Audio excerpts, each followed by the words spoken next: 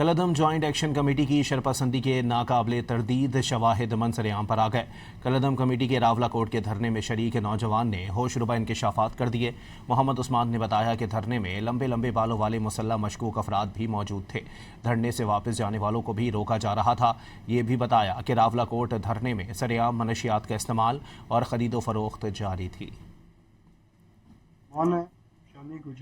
पुरानी चुंगी का मैं रिहायशी हूँ। शाहरुख चांदा लड़का जो है ना, मुझे 20 तारीख को मीरपुर से लेके गया है डडियाल से 21 तारीख को मुझे रावला कोर्ट लेके चला गया है। वहाँ पे मुझे धरने में ले गया। धरने में मैंने जाके वहाँ पे बहुत सारी चीजें देखी हैं। बड़े बड़े वहाँ पे जो है ना लोग हैं, 6-6, 7-7 फुट उनका कद है। ख्वाजे की भी जड़ा उन्होंने अपनी कस्टडी विच रखे है। उन्होंने भरा जड़ा नहीं मुलाकात नहीं करन देन लगे। साड़ी आवाम जड़ा साढ़े लोग उत्थे फस गए, उन्होंने वापस नहीं आवन देन लगे। उन्होंने गड्डियां दी चाबियां उन्होंने जब्त कीतियां ते बकायदा उन्होंने कोल असला वगैरह है। ते मैं ये जड़ा ना तुसां नाल रिक्वेस्ट करना कि साढ़े जेड़े भी लोग हैं इन्हां की किसी तरीके नाल इन्हां दी जानां बचाओ, किसी तरीके नाल साढ़े भरा बजुर्ग जेड़े भी हैं इन्हां की किसी तरीके नाल वापस अपने अपने घर बुलाओ। कि मनशियात उत्थे जड़ा ना सरेआम बिक्री है। ये जड़ा ना रावला कोर्ट वाले मंग थराड़ वाले ये साड़ी आवाम की मार गए ते ये बकायदा पुलिस ने मथा ला जुड़सन कि पुलिस जड़ा ना इन्हां की मारिया है।